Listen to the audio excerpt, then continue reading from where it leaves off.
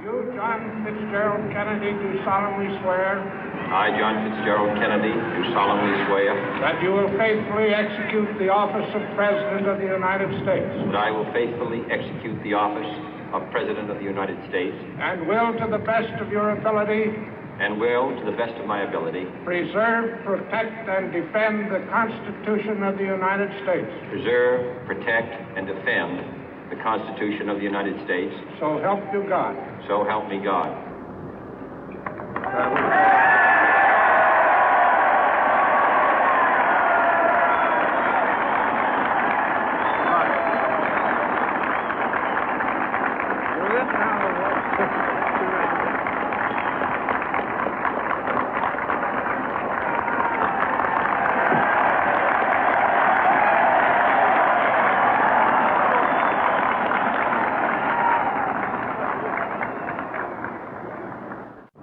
Vice President Johnson, Mr. Speaker, Mr. Chief Justice, President Eisenhower, Vice President Nixon, President Truman, Reverend clergy, fellow citizens. We observe today not a victory of party, but a celebration of freedom, symbolizing an end as well as a beginning, signifying renewal as well as change. For I have sworn before you and Almighty God the same solemn oath our forebears prescribed nearly a century and 3/4 ago. The world is very different now, for man holds in his mortal hands the power to abolish all forms of human poverty and all forms of human life.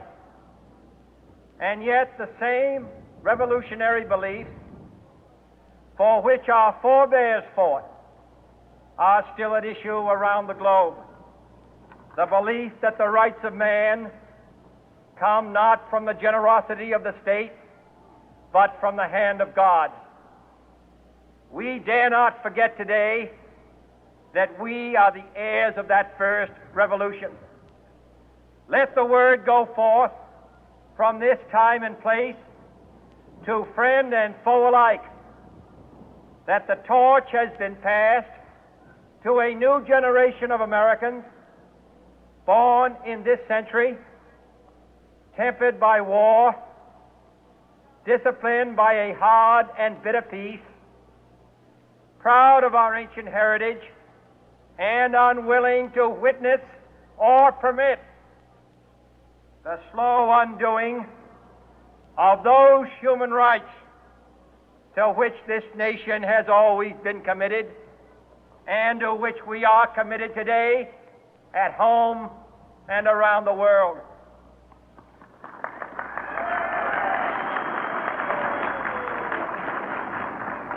Let every nation know, whether it wishes us well or ill, that we shall pay any price, bear any burden, meet any hardship, support any friend, oppose any foe to assure the survival and the success of liberty.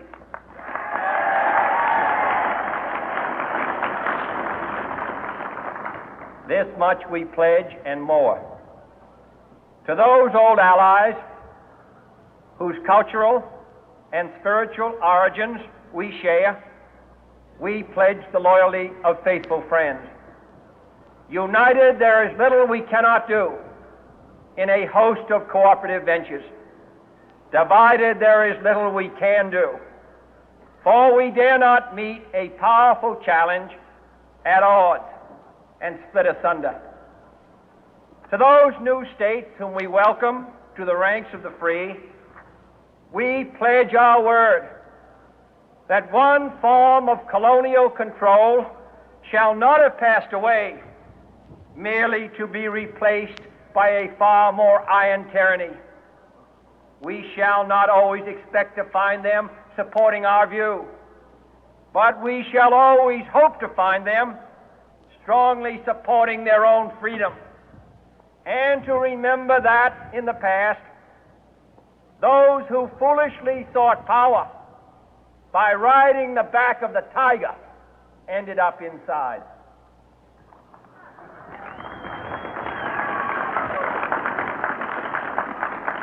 To those people in the huts and villages of half the globe struggling to break the bonds of mass misery, we pledge our best efforts to help them help themselves for whatever period is required, not because the communists may be doing it, not because we seek their votes, but because it is right.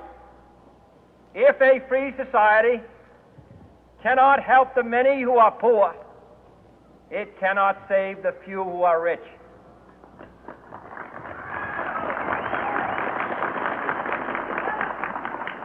To our sister republics south of our border, we offer a special pledge to convert our good words into good deeds, in a new alliance for progress, to assist free men and free governments in casting off the chains of poverty.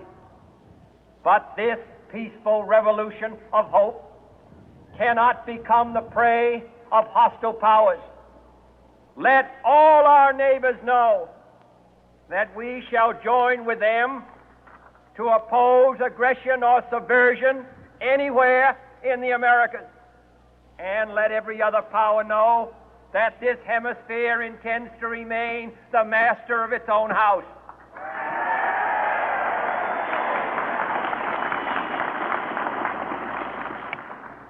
To that World Assembly of Sovereign States, the United Nations, our last best hope, in an age where the instruments of war have far outpaced the instruments of peace, we renew our pledge of support to prevent it from becoming merely a forum for invective, to strengthen its shield of the new and the weak, and to enlarge the area in which its writ may run.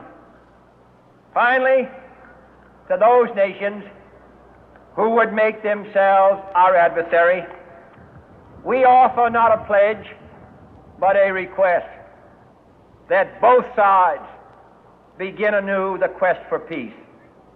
Before the dark powers of destruction, unleashed by science, engulf all humanity in planned or accidental self-destruction, we dare not tempt them with weakness, for only when our arms are sufficient beyond doubt can we be certain beyond doubt that they will never be employed.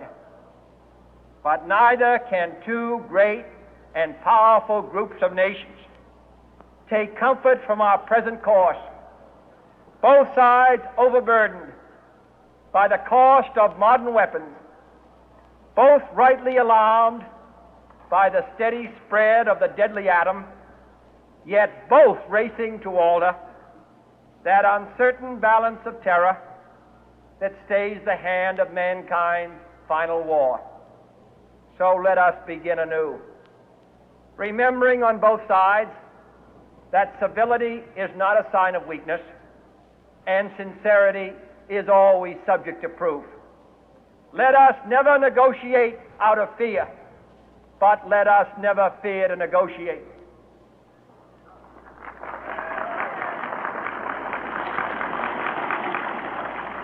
Let both sides explore what problems unite us, instead of belaboring those problems which divide us.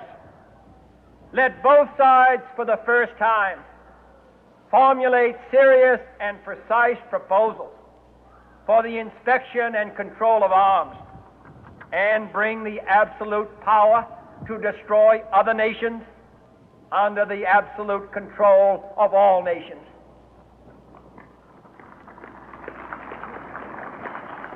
Let both sides seek to invoke the wonders of science instead of its terrors. Together, let us explore the stars, conquer the deserts, eradicate disease, tap the ocean depth, and encourage the arts and commerce. Let both sides unite to heed in all corners of the earth the command of Isaiah to undo the heavy burden and let the oppressed go free. And if a beachhead of cooperation may push back the jungle of suspicion, let both sides join in creating a new endeavor, not a new balance of power, but a new world of law, where the